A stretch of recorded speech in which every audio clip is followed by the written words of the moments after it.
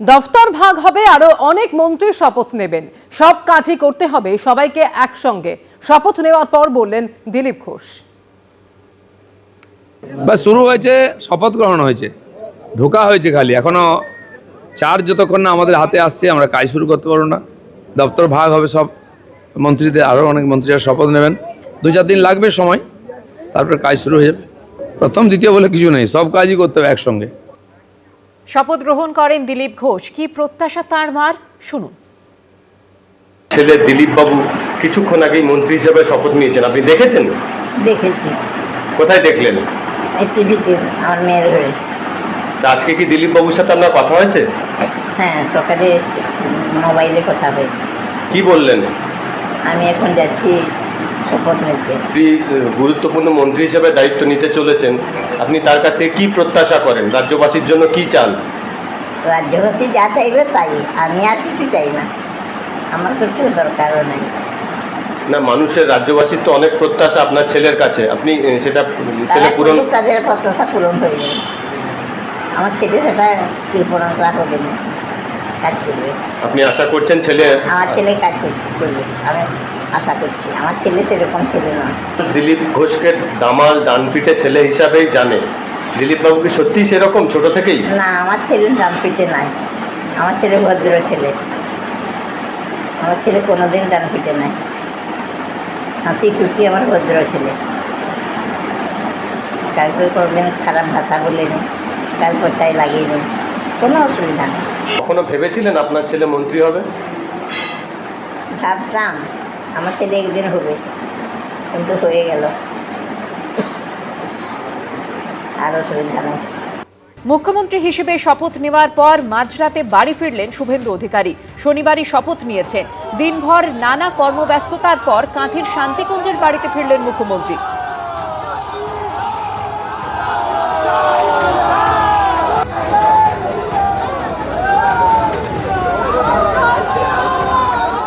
শিশিরবাবু, ছেলে আজকে মুখ্যমন্ত্রী হলেন, কি বলবেন? তো বাংলার মানুষ চেয়েছিলেন, আর আমাদের ভারতবর্ষের সর্বময় কর্তা আমাদের মোদিজির ভারতীয় জনতা পার্টি বাস্তব অবস্থার সঙ্গে প্রকৃত সিলেকশন করেছেন।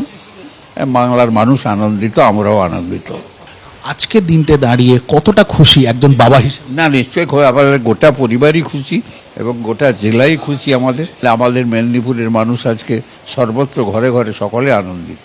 ভবানীপুরে মমতা বন্দ্যোপাধ্যায়কে হারানোটা কতটা চ্যালেঞ্জ ছিল, সেটা কি শুভেন্দু? এটা খুব ইজি ম্যাটার, আমরা জানতাম ভেতরে চাবিকাঠিটা কি করে ভবানীপুর জিততে হয়।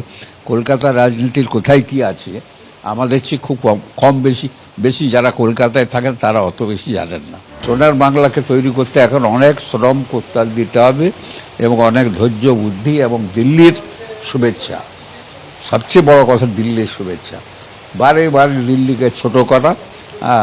এবং আমি বড়, এই পশ্চিমবাংলার কিছু লোক এইসব করেছেন নিজের স্বার্থে।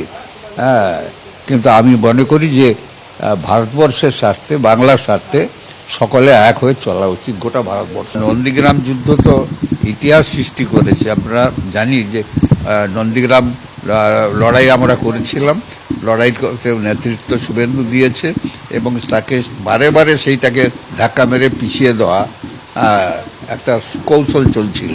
সেই কৌশলে আজকে পান্তা ভাত খাওয়া মানুষ জয়লাভ করেছে। আমার থেকে মনে হয় এই বাংলার বেশি লোক আনন্দিত। শুভেন্দুবাবু কি খুব রাগী? না না না না, কোনো রাগী না।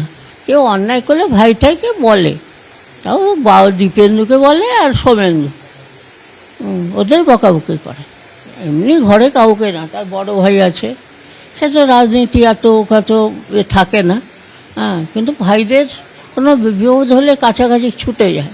হিসাবে কিছু বলবেন, কি কি কাজগুলো করাটা ওনার দরকার বা কি কি কাজ করতে বলবেন? ওই বলবো, ওই আপনার অভয়া, ওই ব্যাপারটা দেখতে বলবো। ও একা নয়, আরও যারা আছে তাদের জন্য লড়ে। আর এই বেকারত্ব আছে, মহিলাদের নিয়ে খুব চলছে, সেইগুলো দেখবে। আর গরিব মানুষের বাড়ি ঘর। নন্দীগ্রাম পর্বে একেবারে কাছ থেকে তিনি আন্দোলনে নেতৃত্ব দিয়েছিলেন, সেই সময় দিনগুলো কেমনভাবে কাটতো? কাটতো খুব, ও খুব টেনশনে থাকতো না, আমরা থাকতাম কি হবে কি হবে। এবিপি আনন্দ, এগিয়ে থাকে, এগিয়ে রাখে।